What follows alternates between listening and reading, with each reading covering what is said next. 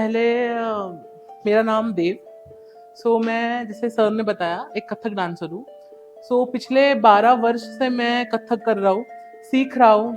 और ये सीखते सीखते जब आप कोई कला सीखते हैं, बेसिकली जब आप कोई कला सीखना शुरू करते हैं बहुत ही छोटे उम्र से, तो आपको बहुत सारी चीज़ों का त्याग करना पड़ता है। हम जब बच्चे होते हैं तो हमें यूजुअली बहुत सारी चीज़ें आकर्षित करती है, हमें क्यूरियोसिटी होती है हमारे दिल में कहीं ना कहीं।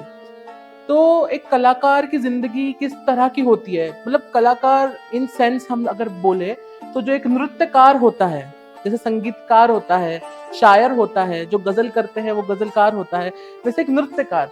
जो एक कला का ये अलग अनोखा क्षेत्र है। इसमें कलाकार की जिंदगी कैसी होती है, उसमें उसे क्या क्या उतार चढ़ाव आते हैं। और अगर हम देखें आज जो हमारा समाज है, जिस तरह से हमारी सोच बंधी पड़ी है कि अगर एक कलाकार, उसमें भी वो एक लड़का हो, तो बहुत सारी दिक्कतें उससे सामना करना पड़ता है। जिस तरह मुझे याद है जब मेरी उम्र के बच्चे जो क्रिकेट फुटबॉल खेला करते थे, तो मुझे आईने के सामने नाचना पसंद आता था। मुझे टीवी पे हीरो हीरोइंस को देख के, मतलब मैंने बचपन से पंडित बिरजू महाराज जी को देखा है और उनको ही अपनी आदर्श माना है, तो उनको देखकर उनके स्टेप्स कॉपी करना, मैंने यहाँ से मेरी जर्नी शुरू की है। बचपन में मुझे बड़ी इच्छा थी कि मैं ये सीखूं, बट हमारे जो समाज है उसके अंदर हमारी पारिवारिक सोच बंध जाती है।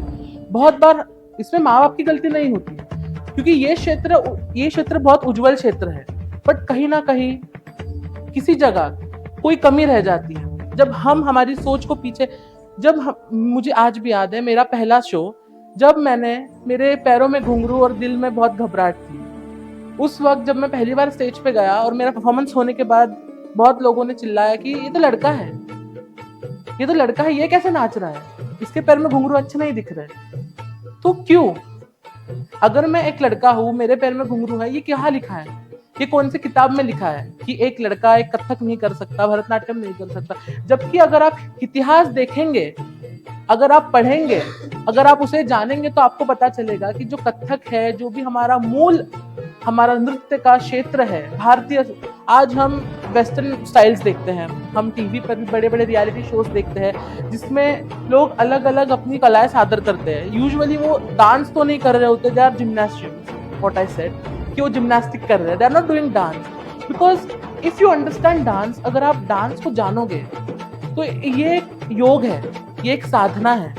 अगर आपने कभी बिरजू महाराज जी का ग्रंथ पढ़ा होगा अनजाने में या कभी जाने, तो उसमें लिखा है सबसे बड़ी साधना योग की जो कहलाती है वो नृत्य साधना कहलाती है, जिसमें मनुष्य का हर एक अंग का वापर किया जाता है, उसके दिमाग से लेकर उसके शरीर के हर एक बोटी बोटी जिसमें हिली जाती है। तो ये उनका बहुत पुराना ये है। तो जैसे मैं आपको आज उसी बारे में थोड़ा बताऊंगा। जैसे शुरुआत में मैंने एक छोटे स्टेज से स्टार्ट किया। एक लोकल फंक्शन था, लाइक मेरा पहला परफॉर्मेंस कथक पे था। जैसे मैंने बोला, पाँव में घुंघरू और दिल में डर। तो इसी के साथ, लेकिन जब मैंने पहली बार वो तालियों की आवाज सुनी, जो मेरे सामने लोगों ने जो बोला वो तो बोला, कुछ चंद लोगों ने मेरे बारे में बहुत गलिच्छ बातें की, बट जो कुछ लोगों ने मेरे लिए तालियां बजाई, उन तालियों की आवाज आज भी मेरे कान में गूंजती है। और वही मेरा मोटिवेशन है कि मैं जब भी इस स्टेज पे आऊँ तो उसे प्रणाम करके आऊँ, क्योंकि मेरा जीवन भी ये स्टेज है, मेरा मरण भी ये स्टेज है। कलाकार का कोई घर नहीं होता, उनके वो सुख कभी जुड़े ही नहीं, उसका घर भी एक स्टेज है, ये मंच है, वो मरता भी इसी स्टेज के लिए है। हमारी, जैसे मैं एक कथक डांसर भी मैं हूँ और मैं एक फ्लोक डांसर भी हूँ। अगर आपने सुना होगा विठाबाई नारायण गांवकर, जो 9 महीने गर्भवती थी, बट उनका शो देखने के लिए हजारों लोग सामने खड़े थे, तो स्टेज के पीछे जाकर एक बच्चे को जन्म देकर पत्थर से उसकी नाड़ तोड़कर वो स्टेज पे जाके उसने परफॉर्म किया। ये है उसकी कहानी, वे है हमारी विठाबाई नारायण गांवकर। आज जो ये मेरा फर्स्ट ओपन माइक है, क्योंकि आज तक मैंने स्टेज पे बोला नहीं है, बस मेरे घुंघरुओं ने बोला है। आज तक स्टेज पे मेरे पैरों ने बोला है, मुंह से मैं पहली बार स्टेज पे बोल रहा हूँ। तो मैं ये इसलिए मैंने सोचा कि मैं ये साझा करूँ आप सबके साथ, क्योंकि जो एक कलाकार की जर्नी होती है, जो उसे स्टेज पे आप देखते हैं, हम भरे भरे मेकअप करके आते हैं, भरी भरी ज्वेलरी पहन के आते हैं, भरे भरे कपड़े पहन के आते हैं, पाव की उंगलियों से लेके तो सर के बालों तक हम सजे हुए होते हैं। तो ये स्टेज की जो रौनक है, अगर आप कभी बैक से जाके देखोगे उनकी जिंदगी, मैंने कभी एक शो पे गया था, वहां पर क्योंकि देखिए हर किसी का पेट है, पेट पालने के लिए कलाकार हो या कोई साधारण मनुष्य, वो हर कोई करता है एक पेट के लिए और दिल के लिए। सो जो हमारा होता है वो मूल पैसे होते हैं कि हम कोई शो करते हैं तो उसके लिए कभी पैसे हम चार्ज करते हैं। सो एक मैं जगह गया था, इधर पुणे में ही थी, तो मैंने उनको कुछ अमाउंट बोला कि हम हमारा पूरा कोरियो लाइक हमारा टीम है, तो will perform on your like that show. उनका ना एक बड़ा सा कोई स्कूल फंक्शन था, so they want us to perform their classical dance.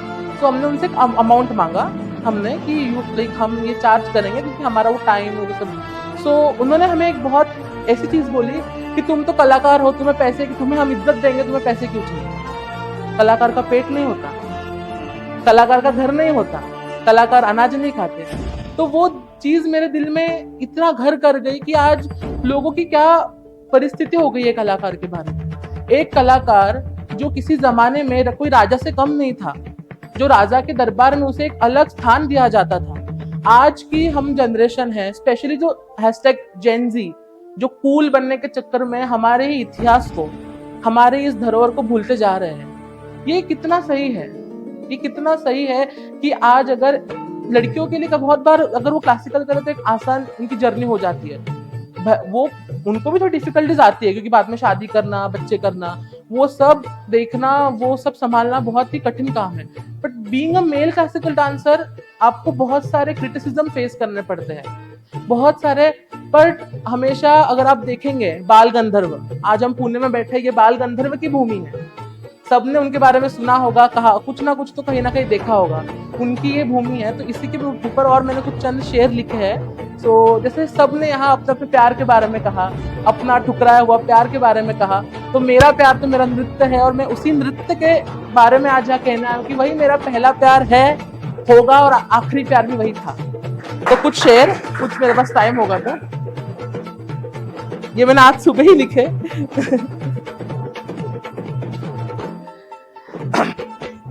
सो गौर फरमाइए। नजरों में बसा है नृत्य का जुनून, नजरों में बसा है नृत्य का जुनून, हर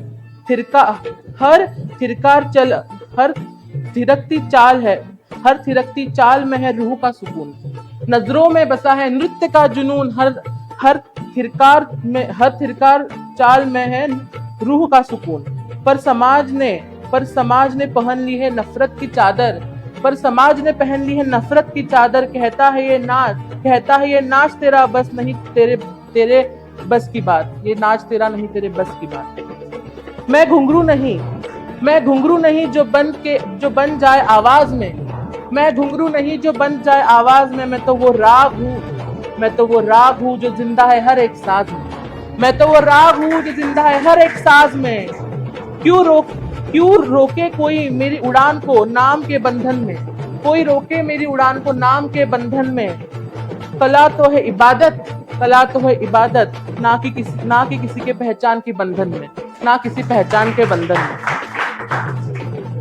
बंदिशों में बंधा एक राज कहता है, बंदिशों में बंधा एक राज कहता है। घुंघरू पहनकर भी चुपचाप सहता है, घुंघरू पहनकर भी चुपचाप सहता है। मर्द होकर नाचना गुनाह कहती है ये दुनिया, मर्द होकर नाचना गुनाह कहती है ये दुनिया। पर थिरकती चाल में वो खुदा से मिलता है, पर थिरकती चाल में वो खुदा से मिलता है, पर थिरकती चाल में वो खुदा से मिलता है। सो जितना मुझे सूझा, जितना मैंने सोच पाया वो कहा, क्योंकि ये मेरा बहुत फर्स्ट टाइम है ओपन माइक और मैं कुछ माइक पे आकर कह रहा हूँ। यूजुअली हम बहुत कॉन्फिडेंस से आते हैं, कुछ हमारा नृत्य दिखाकर चले जाते हैं। बस इतना कहूंगा कि आगे जिंदगी में आपको कोई भी नृत्यकार मिले, कभी उसे अपमानित महसूस मत करवाइए, क्योंकि अगर वो घुंघरू बांध कर मंच पे जा रहा है 100 लोगों के सामने, तो सोचिए वो कितना साहसी व्यक्ति है कि वो 100 पत्थर पीछे खाकर पीठ पे वो पैरों में घुंघरू बांध के आपके सामने आपको मनोरंजित करने आता है, कथा बताने आता है। उसके हर एक घुंघरू की आवाज में उसकी जिंदगी का वो दर्द दर्शाता है जो उसने घुट घुट कर सहा है, और घुंघरू उसके चीख चीख कर कहते हैं उसकी आवाज। धन्यवाद, थैंक यू सो मच।